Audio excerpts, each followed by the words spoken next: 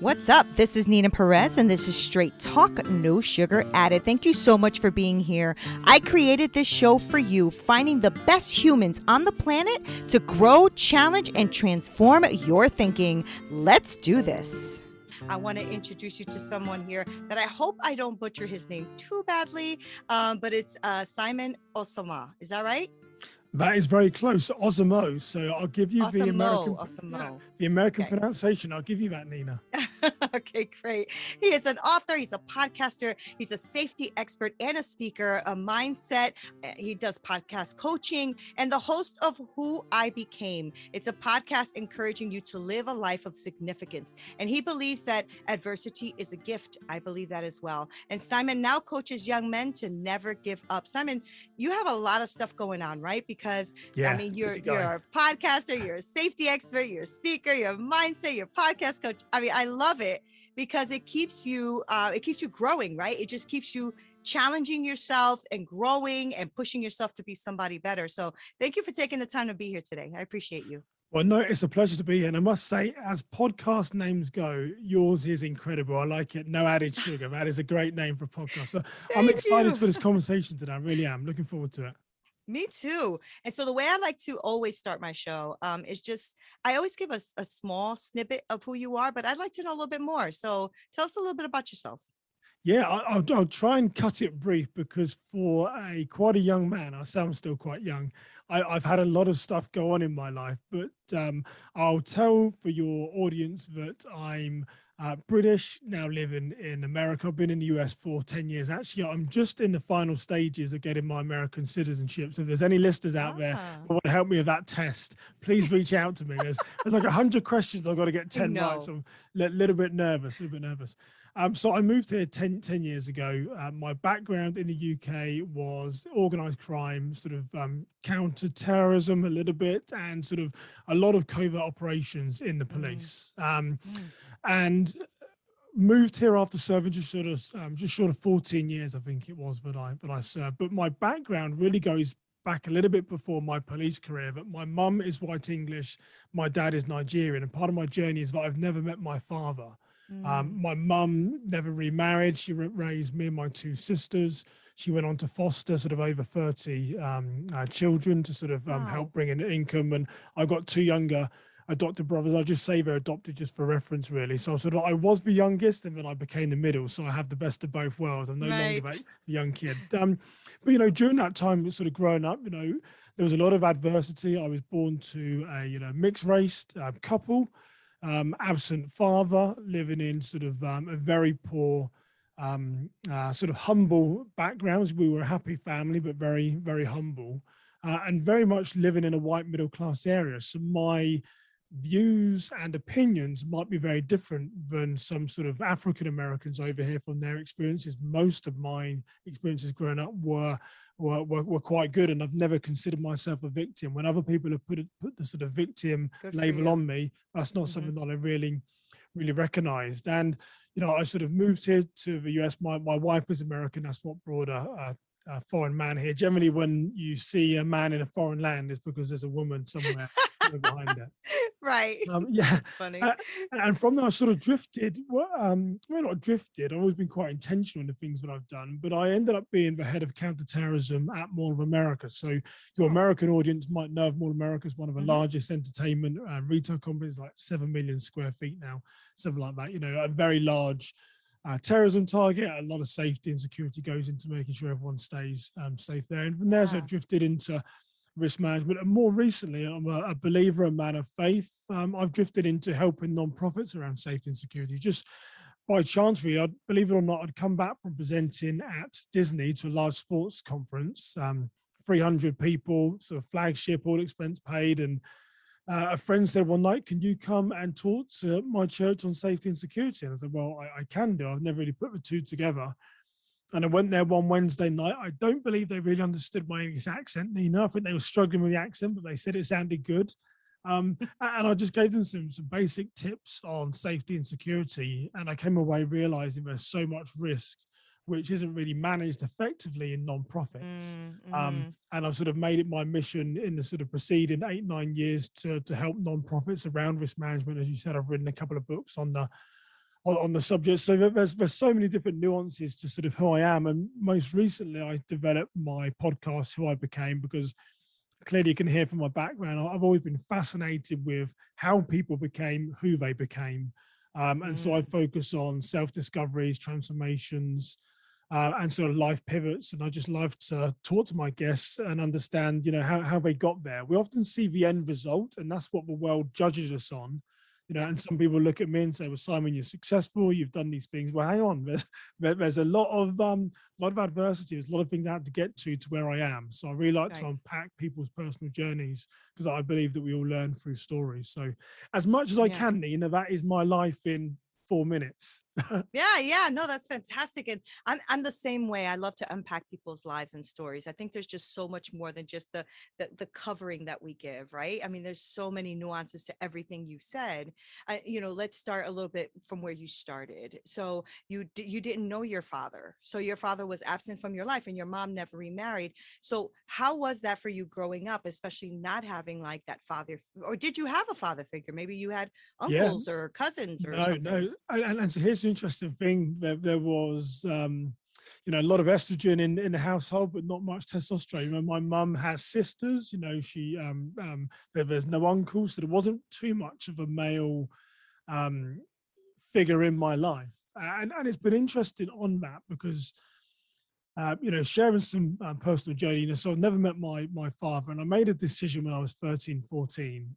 There's been a lot of hurt and pain in my family, but I Hmm. sort of chose not to ask my mum any details around it because I know that she had a very hard time in that relationship. And um, in later years, I'm 43 now, my mum and myself, just by text message, because it's still difficult, we've opened up a little bit about, the modern way to communicate, isn't it? By Right. text message, and she Right. sort of said, I'm sorry, but you didn't have sort of a father figure in your life. And I said, Mum, I said, that's okay. That's sometimes how things work out, but it's Hmm. what do I do with that going forward? So there has been clear times in my life when I've wanted that, seeing people at soccer games, slash football games in England where their father's there cheering them on, and I've never had that. I've never had that person sort of championing for me.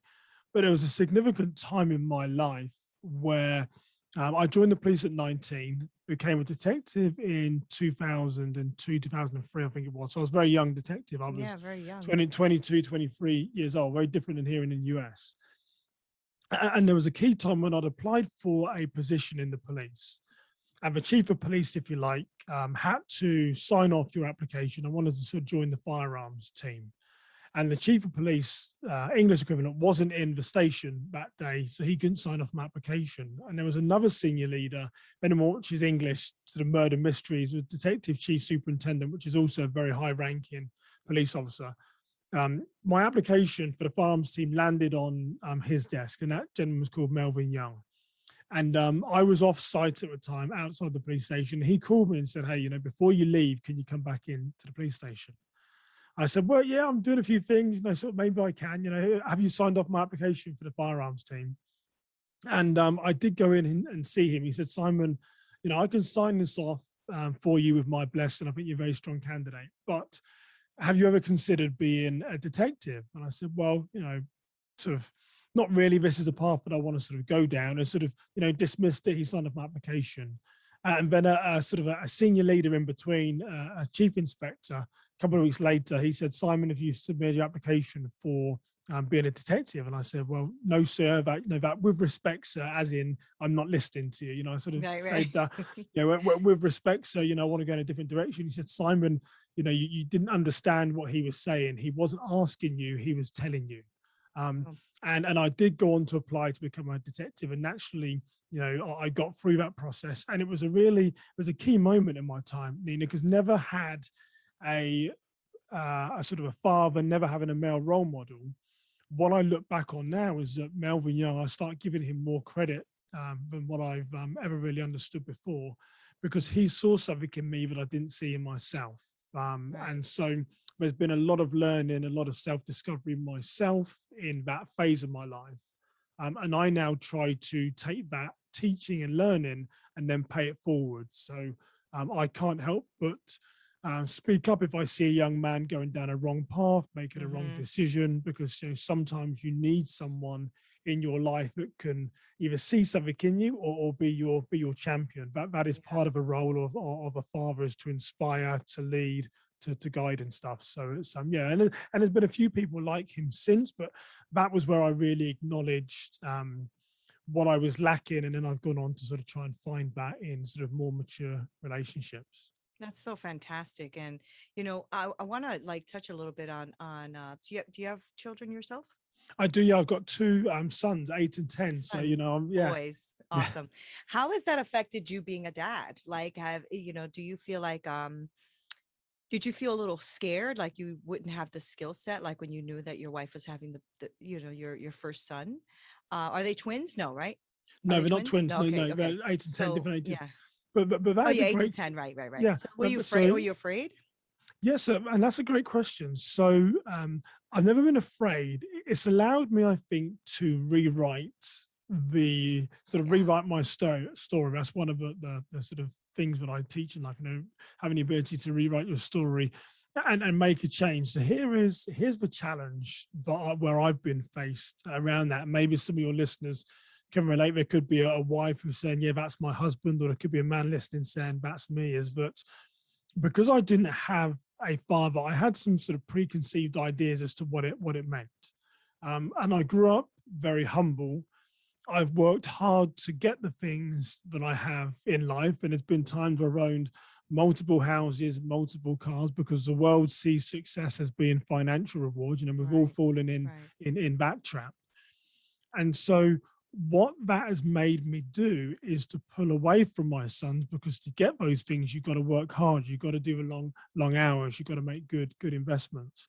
And quite often it's been my wife who's had to sort of pull me back in and say, hey, before you sit down for the day, can you just interact or say something to the boys? Or Mm-hmm. when you go to a Home Depot, for the listeners in America, or a hardware store for anyone listening to a show outside the US, I'll go and come back, and my wife will say, well, why didn't you take the boys? I'm like, well, do I need to take them? Would they want to come? And she said, well, you've got to teach them. So I think that the challenge has often been, because I haven't had that Right. guidance or understanding. It seems strange, but there's some very simple things that you Yeah. don't know. And even I was joking with my wife a couple of days ago about this, that her dad is very, very handy, does a lot of stuff around the house. I get my honey-do list, Right. and there's, sometimes I put things off, and it's like, there's an element, because I'm a man, not wanting to do these things, but there's also an element of, hey, you're moving me outside my skill set. I've never put drywall up in a house before. I've never done some basic electrics and stuff, and my mum did an amazing job in pushing me out into the world. She was a father, and she was a mother, but there's just those nuances Mm-hmm. across my life in general, where it's just like, well, I've never done those things. Right. So yeah, it's hard. Yeah, does that make sense? Yeah, it does make sense. I mean, it makes a lot of sense. And I'm glad that you brought up like such simple tasks too, because I think a lot of people do not realize that it is important to do those things, because I think we get caught up in our own head, right? About providing, like you said, you needed to provide, you need to invest, you need to work. And, you know, there's two things. So it's always difficult when a father is not, like, you never met him, he's not in your life. And it's also difficult if your father lives with you and is not present, Yes. right? Yes. Right. So you don't want to become that guy, right? Yes. Nobody wants Yeah. to be that person. I didn't have a father either. He didn't even claim me at birth. And, he came around, I think, once in a blue moon. So it's whatever.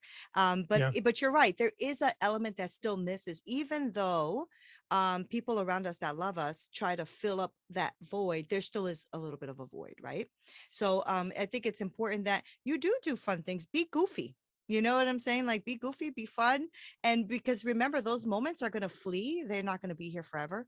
They go by super fast, Simon. You blink Mhm. your eye, your boys are grown. You know what I'm saying? Yeah. So, Yeah. like, Yeah. make them all count, make every single moment of it count. And then you can really catch up to whatever it is you want to do later, you Yeah, know? no, it is very true. And all these experiences, as well, often say, adversity is a gift. And I know you say It that as is. well, is that Yeah, it does change your mindset. You have to take the blessings for it. And you're absolutely right. And my mum said that to me recently. She said, Simon, look at the things that you've achieved. You've Right. done this from people that have a stable family environment. Most things in life are it's all a mindset. It Hmm. really is all Hmm. a mindset. There's some people I learned very early on that there's some people that see the end goal and there's some people that see the things that stand in their way. All I Hmm. ever see is the end goal. There's lots of people that see barriers in life. Oh, I can't do this because I haven't got a degree. We'll go and get a degree. I Right. can't do this because I don't have a car. We'll get 2, 3 jobs. Buy a car. I always Right. just see the end goal. I don't see the Right. barriers that stand in the way. And it's okay if people do, but to be successful and have a fulfilled life, you've got to see the end goal and remove those barriers because I'm a great believer, you can achieve most things in life if you really put your heart and soul to it. You can't Hmm. necessarily, I can never be Nina, I can never be anyone else. I can only be the best version of myself. And when you stop Right. comparing yourself to others, that's also very freeing as well. It really is. And that's funny you mentioned that. I was talking about that just earlier today with another person I was interviewing, and we were talking about comparison and how hard it is right now, too, because I think us as coaches and people that are trying to pour into others and building our empire and our business, right? Um, there is a tendency to want to look at what the other person is doing. And Mm. there is a tendency to see how they advertise and how are they doing and how big they are. And why does this person have, 52 million followers and I have a few thousand? Like, what's up with that? Right. And so it's very easy to get to do that. So I decided about maybe about 2 years ago that I will not look at the numbers anymore. So I don't. Mm. I literally do not. I don't know how many people follow me, how many people don't. I don't know how many podcast. I know because I'm a podcast coach. He knows Yeah. I have quite a few thousand downloads. I don't know that. I Yes. don't, Yeah. and I think it's just, important to do that. Now, I will say that I had to check myself too because I got so into the podcasting and doing the coaching and everything that I'm doing. Plus, I have a full-time job. I'm a director of culinary operations, right? So I have all this stuff going on. And I realized that I was pouring more into my guests and into the my clients and stuff than I was into my own family. And I had to check Yeah. myself on that. I had to check myself, you know. You Yeah. realize there's It, something missing. Yeah. Yeah, you do. I mean, finding balance is really key. And here's one thing I often say: don't often or don't seek success. Seek to be a person of value, and particularly around Yes. podcasts and everything's like because how do you determine success? Here's one thing that I have learned. I've got a few friends, very high net worth, very successful. Multi millionaires. Some even in the sports world, and no matter what goal they have, there's another goal, there's another goal, and there's another goal, and we're all like that. Um, Yeah. Success is something which is often ongoing, and it's how do you define success? Because you want one house, then you want a holiday home. When you've got a Yeah. holiday home, then you want another one. So on my podcast, I think I was 7 episodes in. I interviewed a guy, and he was talking about his marriage, going for a tough time. Mentioned that he had battled sort of pornography, and he sort of destroyed his sort of marriage, and he was really hesitant as to whether he should share it, Nina. And then we spoke offline, so look, if you don't want me to air the episode, I'm going to respect your wishes, But I think Right. there's a message in there for what a lot of people are struggling with. And then we aired the episode, and then the following day after the episode came out, and this is my 7th episode, I think it was 7th or 8th. I had an email. So I'm a Brit living in America. I interviewed a gentleman in Colorado. I had an email from a guy in New Zealand, and he said that I am like your guest. He said, I have battled pornography. He said, it's tearing havoc in my marriage. He said, I was about to walk out the door and say goodbye to my wife and kids and not return. And he said, I listened to your podcast, and he said, it Wow. inspired me to turn around. Wow. And it's like, if I do nothing else, and I'm getting goosebumps sharing that story now. Wow. If I do nothing else with my podcast, that is, a change in someone else's Yep. life. And if you measure my podcast or any business or personal achievement by success, you're only ever going to be disappointed. I mean, that touched someone, so adding Right. value into someone is far greater. So similar to you, I don't care about one download, two. I mean, I'll always remember that. That was a key Right. Yeah. message to me. That Yeah. changed someone's life. And not just change someone's life, you changed a family's life. There's a big Mm, difference, right? Now yes. think about that episode not coming out, him leaving his family, right? Now you're having children that are destroyed, right? Children that Mm. are hurting, a wife that is hurting, a man that doesn't know if he can get out of this situation. So think about that. It's not just that one guy. It Yeah. just changed the trajectory of his whole family. That's Yes, it's true. Yeah. huge, Yeah. huge, right? Huge. And that's what I think, that's why, Simon, that's why we do what we do, right? This is why we're Yeah. getting into podcasting. We are literally feeling like there's people that we have to touch, lives that we have to impact, and this is the best way to do it, is to collaborate, you know what I'm saying, and to speak what we know and well, and to speak with people so they can share their lives. I mean, I love listening to people's stories. It's an amazing Yes. thing, you Yeah. know. It's a Yeah. And beautiful you, thing. and you touched on earlier about comparison with the person you interviewed today. I mean, I think someone once said, comparison is the thief of joy. And it is very true because, it's one of those, like I said, it's never enough. And when you compare yourself to others, you're only ever disappointed. But I think on one of the key significant turning points, in my life, there's been a lot of wins, but there's been a lot of losses.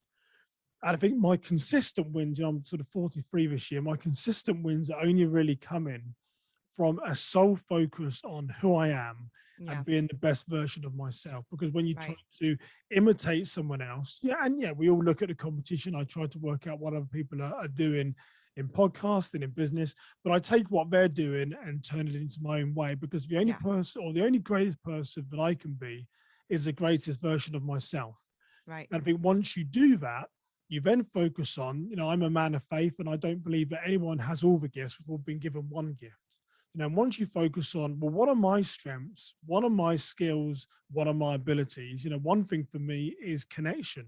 I can go Right. into most sales pitches, instantly get rapport, get connection. Oh, we love Simon. Yeah. Bye, bye, bye. And that's one of my gifts. So I don't need to try and be, this big entrepreneurial person like our friend Jeff Lopes and everyone else. I just need to be me and play to my And strengths. that's it. And once Yeah. once you do that, my successes then come. So yes, we need to look outwardly as to what other people are doing in business and life to try and inspire and grow us. But I'm a great believer, you need to meet success with admiration. A lot of Yeah. my friends Yeah. that are successful, I admire what they've done. And that admiration inspires me to action. How can I get better? Do I need to go back to Yeah. school? Have I got to Hmm. think of an idea? Because if I just try to compare myself with them, then I'm trying to be them. And if you try to be them, you then just blend into the background. And I don't want to be them. I want to be the best version of me. And I think that's where a lot of people fall into that trap. My financial rewards, my life rewards have come when I've tried to be the best version of myself and identified what are my skills and abilities. Like I said, I believe every person has at least one skill. No one has all the gifts, even if you Right, think they right. do. Hmm. Yeah. Even if they think they do, that's a Yeah. good one. That's true. And and I also believe that even in your gift, make room to grow in that gift. Don't think you just got it and you know it all either, because you don't know it all. And it's good to have, I don't call it mindset. If you've been listening to my podcast, you probably know I call it mind flow, because I feel like Mm. our mind is always supposed to be flowing and growing. It's not supposed to just be set in us thinking that we know it all. We know what we're, just this is the only way to do things. It's not. There's a lot of different ways to do things. I also love the way you touched before when we were speaking about the fact that you don't see yourself as a victim, or as an No. as things coming like against you. Like same thing with admiring someone who has a lot of finances, or is well off, is wealthy, whatever. I'm Mm. the exact same way. I've never sat there and was jealous of someone having something, oh my God, why do they have that big house? And I don't have time for that. Like my brain doesn't even go there. Mm. Right. But Yeah. I'm Hispanic as well. And I've never felt also like I'm a victim either, even though people have tried to tell me that I am. Yeah. I just am not. Just not my. That's just not the way my brain works. So growing up for you then, being, interracial, your parents were interracial couple, and of course you are interracial, right? So how was that for you? I mean, did you find that to be just Yeah, regular? and here's a weird thing. So I'm going to give your listeners a bit of context, maybe the different sort of cultures between England and America, because I did grow up in a very sort of white, albeit we were humble. I lived in sort of social housing. We did grow up in a very affluent area, and it's most probably on paper the top sort of 4 or 5 towns in the country in the Mm, UK. It's a very very affluent area. predominantly, sort of Caucasian as well, predominantly white. So in my school, I think in my year, I was most probably, I think there's around 120, 130 kids. I've got my yearbook picture of it, but I was the only like black kid in my year. So like 130 kids and me. Right. Now And me. and me, it was me. And now here's the weird thing where it's difficult to try. If you get into trouble, they remember you because you the odd one out. So it was hard to get into trouble and get away with it. But I'm sure there was, and this is a mindset as well. I'm sure there was, and I remember the occasional comment, but I can't really recall any difference being treated against me.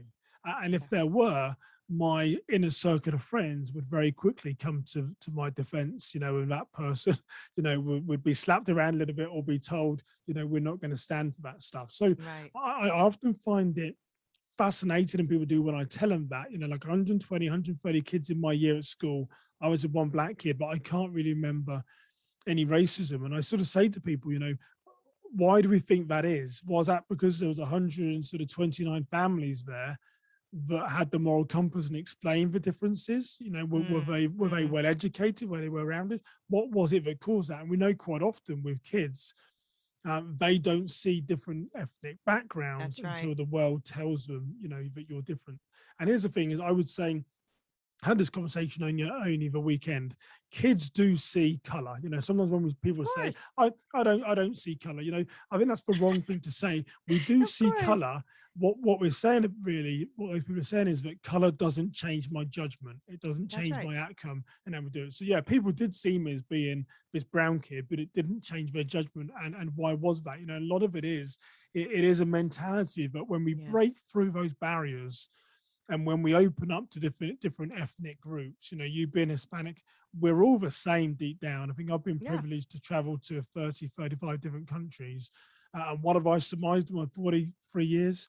Everyone is trying to live the best life that they can, no matter where they are. And I think we often need to remember that if you open yourselves up to different communities, you'll be surprised how similar you really are. So there were troubling times in my childhood, but most often, I've got to say that I had a good group of people.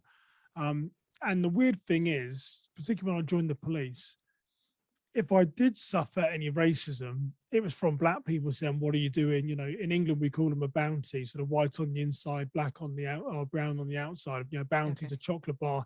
It's got white coconut inside and chocolate on the outside. And I'm like, they'd say you're trying to act white. Well, what does acting white really mean? look like? Yeah, I get that too. Yeah, I'm like, what I am is English, and I think we need to go back to some of that stuff. Yeah, so it's fascinating. Yeah, it's fascinating for you too, Simon, because right now you're raising two boys in this climate that we're in, right? So you have to pour that same beautiful thought process into them, so that when they go to school, they're not being bombarded with all of this stuff too. Seeing, the seeing of different colors, not the problem. The seeing the different color differently is the problem. Right. Yes. So, to raise your boys, my boys are all grown. And so, we raise them like they don't care. They don't care what color you are. You can come up to them purple. If you're a good person, they're good to go. But I'm the same way. I'm like, please don't tell me you don't see color. Of course we see color, and color is beautiful. Yeah. There's nothing wrong with it. And that's the thing. Like, I feel like when somebody says they don't see color, it's almost like they're saying color is bad. Like seeing color is bad. Yeah. And instead of just saying, yeah, okay, it's my brown friend, or, whatever, just my friend, period. How about that? Like when people say, oh, where are you from? Oh, Connecticut. No, where are you really from? Connecticut. Yes, yeah. And I always say to people, and I sort of try and help them out a little bit. And again, this is okay. I think we become very sensitive surrounding. Well, and someone will say to me, where are you from? And I say, I'm from England. And either I instigate or they come back and say, where's your heritage from? Oh, well, my father's Nigerian. My mum's English. And then I sort of go on to tell them, I've been to South Africa, but I've never been to Nigeria. Africa is a part of my DNA. It's a part of my heritage. Right. But I am English, and that's all I really am, So I think it is. Right. We draw a lot on. There's a lot of our identity. My youngest son was born here in the US. My older one in England. If you ask the true British son who moved here when he was 1, where he's from, he mostly say America. You ask the younger one that was born in the US where he's from, he loves all things, British. He'll say he's English and stuff, and it's just, and we allow him to do that because it's his heritage. It's Yeah. finding his identity. It's being defined wider than the color of your skin, and we went to a nursery, what we call in England like a garden center, and I had like a sort of some food there, and they were selling plants and this type of stuff, and there was mostly 200-300 people there. My youngest son, he was mostly 7 at the time, just before his birthday. He said, "Dad," he said, "you're the only black person here." And I looked around and he was right. And I said, "Son," I said, just always white people work for me. And then he burst out, we all burst out laughing. But he had identified that, whereas me, this is where I said I don't see myself as a victim. I hadn't even noticed that I was any different than them. I was just a father with his 2 sons, having just happened to be a different color than me. So they're lighter. So they're lighter than you, your boys. Yes. So my wife is white, so technically they're now like a quarter. Yeah, like a quarter Nigerian, right? Yeah. That's awesome. Good for you. And that's good. That says a lot though, Simon, because you're building your own bridge, you're doing your own thing, and you're not looking at yet another opposition trying to put on you. You know what I'm saying? Like, that's how I see it anyway in my life as well. Like, yes, I've had adversity. Yes, I've gone through things in my life, but that's because of life, period. It had nothing to do with the Caucasian person, the rich person, this person. It literally because life is life, Yes. And I'm the same way. I have my eye on the prize, on the goal, which is to really impact people's lives and live a life that's authentic. That's really my mission, right? I don't get all the rest of it will come when it comes. Right. So I love that you're pouring into young men's lives as well, because you're taking all of that knowledge and, and also like a fresh perspective too, instead of what the media is trying to say or other things are trying to say, your social media and all that. You're actually taking that fresh perspective. Like, no, you make you make you, and that's a beautiful thing. So kudos to you on that. Very good. Yeah. Well, and even, when I moved here, I joined the police at 19. When I moved to the US, I had a 2-year degree. And I knew I was lucky because of my background. The British police is still one of the best in the world. I knew those skills were going to afford me in no matter whatever life that I did. But I had to go back to night school and get a degree. And were there times when it was 1-2 o'clock in the morning and I was writing, essays? Yes. Did I want to be doing that? No, I was in my 30s. But, you got to constantly grow and better yourself. It's not as in, hey, what someone's going to give me. You got to go out and work for these things. Yes. That's true. Challenging. Yeah. So before I let you go, I do want to talk to you just quickly about what you do coach with. What is it that you coach? What are you doing? Yeah. I know you do podcast coaching, I thought you said, but is there other things? Yeah, and so it's interesting. So, and I have my own unique style of life. It resonates with some people, it doesn't with others. But and actually, interestingly, recently, a woman said to me, "Hey, why don't you coach women? Because I think they might resonate with some of the things that you said." I said, "Well, I focus primarily on men because that's the sort of the adversity that I went through, and that's the sort of the skills that I have." Mm-hmm. And so, that's the desire of my heart. But really, the things that I do, I can sort of coach to anyone. But large parts of it is looking at, we often ask our, what is your legacy? What's the legacy that you want to leave behind? But it's something that we normally ask ourselves in our later years. And it really ties into this sort of the mindset of being successful. So I sort of start with these young men asking, what is the legacy? When hopefully you're 70, 80, 90 years old or older, what is it that you want to be known for? And then I said, well, okay, well, I want my sons to respect me. I want to be successful. I want to have had my own business. Okay, so that's where you want to be when you're 80. And here you are now, you're 20, 25, 35. What are the things in between them where you're missing? Because you're going to be falling short in some of those areas.